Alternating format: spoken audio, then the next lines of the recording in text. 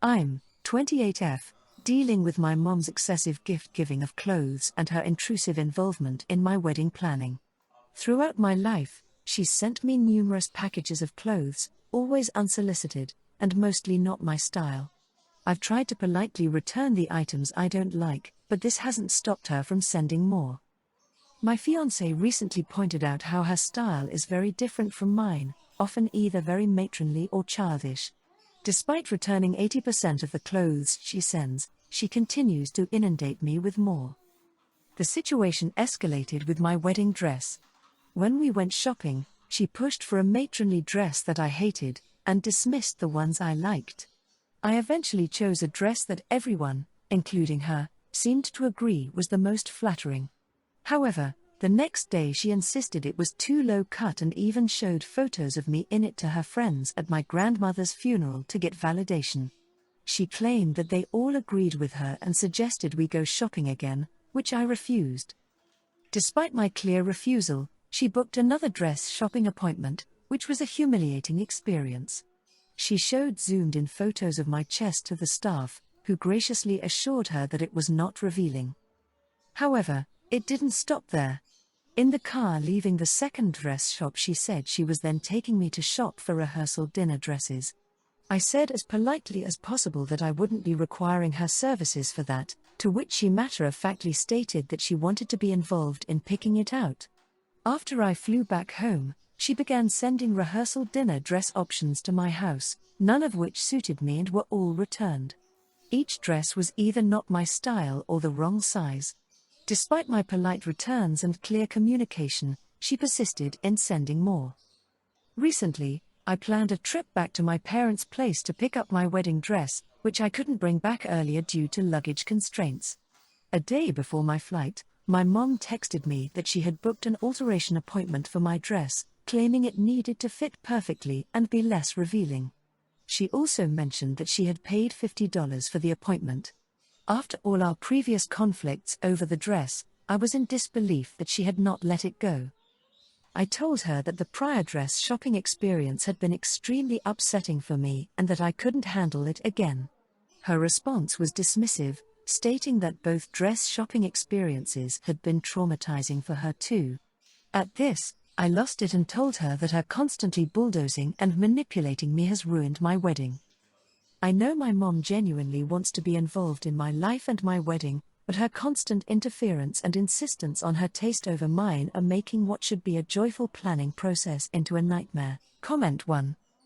I'm assuming that by returning the clothes she sends, you mean returning them to the store or website. If that's the case, start sending them back to her. As to your wedding dress, I'd not let her anywhere near the one you bought.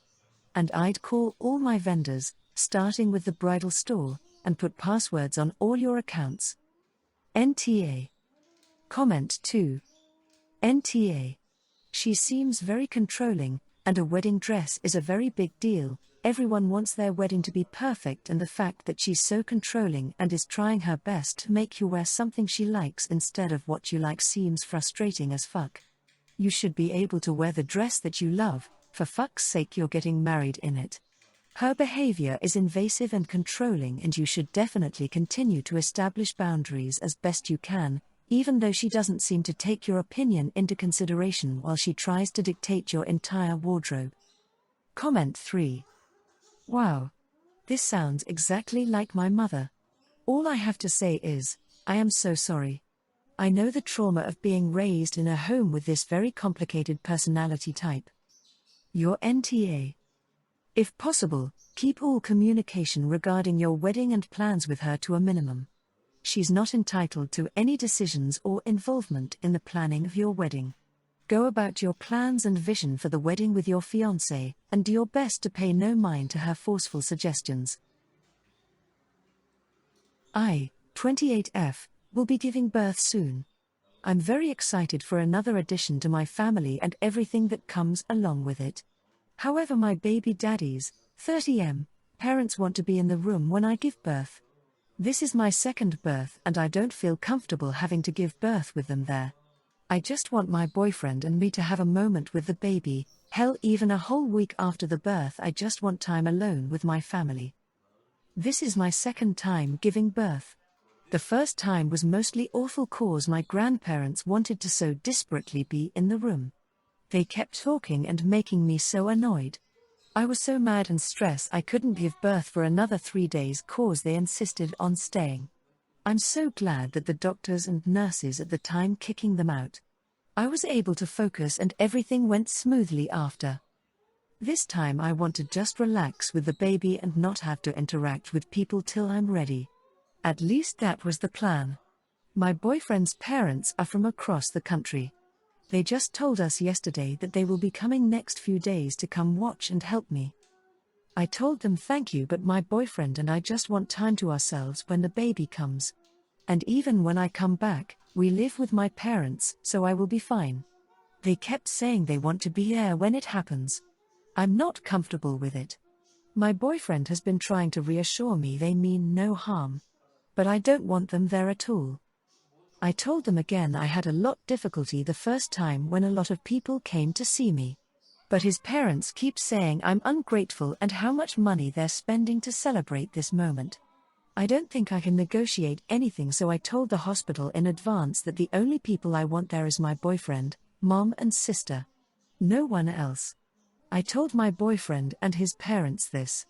My boyfriend understands and is trying to talk with his parents, but they are so mad. I feel bad fighting with his parents, but I don't want any repeats. Comment 1, NTA. Childbirth is not a spectator sport that they can just buy a ticket to. It's your major event, so it's your decision who is there.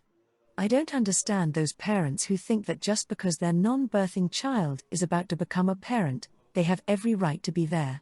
It's especially embarrassing that your BF's mom wants to be there given she knows what childbirth is like, assuming she's his bio mom. Regardless, maybe respect the birthing mother's wishes if you expect to have a relationship with the child. Comment 2. NTA, you could go a little wonky on them by insisting and demanding that anyone in the room besides you, baby dad and hospital staff must be totally naked if they are going to be in the room looking at your private parts during birth. That is just super ICK for anyone but the baby dad and the birthing mother's mother to be witness to the birth of a child. Who does this? Insist your baby dad's mother get up in stirrups and pretend she is pushing alongside of you. If she gets to see your hoochie, you could get to see hers. Not that you would want to, but just making a point. Comment 3. NTA. No is a complete sentence. You don't even owe an explanation. Your boyfriend needs to say no to them and that's final. Give a weekend that they could come and visit and request they book a hotel if you do not want them staying. If your boyfriend can't say no and is trying to convince you, then perhaps suggest he isn't there either if he can't support his partner's needs. I, 18F, had my sister, 22F, do my makeup for prom last year and again this year. My sister is really good at doing makeup, and we're close, which is why she was cool with doing my makeup both times, and for free lol. But this year was a little more of a big deal, and I wanna hear what others say. So for the last 8 years, we've had a stepsister and she's a year younger than me. Our mom married stepsister's dad. My sister is no contact with our mom, and with mom's husband and our stepsister too. We kept in touch, but she only talks to me and doesn't have anything to do with our stepsister. But last year my stepsister got really jealous that my sister did my prom makeup and she was upset that she wasn't invited along. She wanted sister time. So this year, because she was also going to prom, she wanted my sister to do her makeup too and we could all hang out while it happened. But my sister didn't want to do it and I still wanted my sister to do it and didn't care that I wouldn't have my stepsister there. She's okay, but I don't think of us as close or as sisters. Because I did go to my sister so she could do my makeup, my mom and her husband were pretty pissed off that I went again knowing she excluded our stepsister. Mom told me I could have stayed and my stepsister and I could have done each other's makeup and we could have bonded better. I told Mom that wasn't what I wanted and I wanted my sister to do it. It became a fight. My mom's husband asked why he and Mom got married if the three of us, me, sister and stepsister, weren't going to have a sisterly relationship. I told him I couldn't answer that because I didn't have any choice. A week and a half after prom, my stepsister came into my room and read this letter she wrote about how badly I hurt her feelings and saying all she wanted was for us to see her as a sister and treat her the same as we treat each other. I know it was meant to make me feel guilty because she kept getting more and more into her wishes and dreams and how she had a rough life before her dad married our mom. But I was in the middle of finishing a final project and it annoyed me that she was in there. And when she didn't get me to feel guilty, she called me a whore. I told my sister what was going on and she ended up telling me to move in with her, which I did, and that's when my mom really went crazy on telling me how awful I was. She asked me if my sister doing my makeup was worth all this, and she told me I should be ashamed for the selfish decision I made when I went ahead with it. Comment 1. It is good when step-sibling relationships work out, but it's not something that parents can demand. You haven't bonded in 8 years, so it's unfortunate, but unlikely to change in the immediate future. Your older sister has clearly decided it's better for her to be no contact with your mom's husband and his daughter, your stepsister. I'm sure she had very good reasons. She agreed to do your makeup. That doesn't require her to agree to do your stepsister's makeup as well. None of this makes you selfish. As an adult, you are entitled to make your own choices about who does your makeup. You're also entitled to choose where you live. It's good to hear that you've moved in with your sister. Hopefully she'll be able to help support you while you get a job, etc. Comment 2. NTA. It sounds like your mom and stepdad wanted you to have a closer relationship to your stepsister than you actually have, and in the process, screwed up their relationship to your sister. This isn't because of makeup, this is deeper. The fact that your stepsister called you a whore is very telling of the situation. I wonder if your stepsister was the golden child, which led to your and your sister's estrangement to your mom. Regardless, you are NTA, and I hope that your mom realizes what her actions has caused and tries to make amends. Comment 3. NTA. The stepsister only wanted something, a good makeup, the person WHO can give her that don't want to. How is any of that your fault? Why should you be punished for that and not talk and be with your own sister? Relationships can't be pushed, you can't force or gully trip someone to like you. Your mother and stepdad has created this situation with force and guilt. If they want to see the whole, they can use a mirror. My sister is 23-year-old and she moved in with us for college. She moved out after she graduated. Edit, she has a job and her own place. 2 weeks ago, she visited us and she told us that she is pregnant. We didn't even know she was seeing someone. She has practically moved in with us and she wants to keep the child, and I told her I would support her. It was not planned at all and she said there was almost zero chance she would get pregnant. I have been helping her plan for her life now. I told her that I would help her with money, but it was going to be very tough to raise her kid on her own. A week ago, I asked her if she was informing the father of the child, and she brushed it away and said the child has no father. I thought it was probably a guy she didn't want in her child's life, and from what she had talked about him, it seems that is not the case, and she clearly likes him and thinks highly of him. She keeps asking me if it is the right thing to do, and I honestly don't know. I have never met this guy and she thinks highly of him, but also doesn't want the guy around. I don't want to prod, but she keeps changing her mind. I had a very stressful day yesterday and she kept asking me about this, and I sorta snapped at her and told her that she was going to be her mother. She needed to do what was the best for the child and not for the parents, and she shouldn't be deciding based on what is comfortable for her or the father. She started to cry and was silent for a while. She then said she really needed my help and begged me to not stop helping her, and I said I wouldn't abandon her. My husband thinks I was overly harsh on a 23-year-old freaking about major life changes, and I should have taken a softer approach. She has not really talked to me since then and has been avoiding any attempt at small talk. The reason I feel like an asshole was mostly the way she talked to me. The tone she used is seared into my brain when told me she needed my support. Edit, I talked to her last night and we cleared things up. It seems she has been dating a trans woman. She has informed her partner and they are going to raise the child together. I don't get it, but this feels like a much better outcome than her raising a married guy's kid on her own.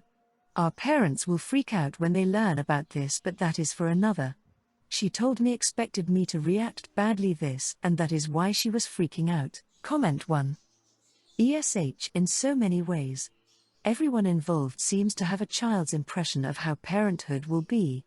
Your boyfriend is mad that you're telling her what she needs to hear? She needed a good dose of reality and you gave it to her. She needs to suck it up and tell the father if she's going to keep the kid. Although she doesn't sound like she's mature enough to be a parent and should consider aborting. YTA for basically just saying yes, I'll help raise it when it's not your job. It is incredibly hard to be a single parent.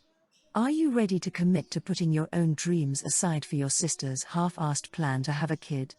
Your financial, marital, career plans will have to be second if you commit to helping her raise this kid. Everyone is in la la land. You all need to get a reality check with your sister's half-baked plan.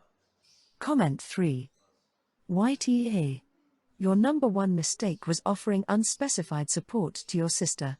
From what it appears, you're offering money, housing and emotional support.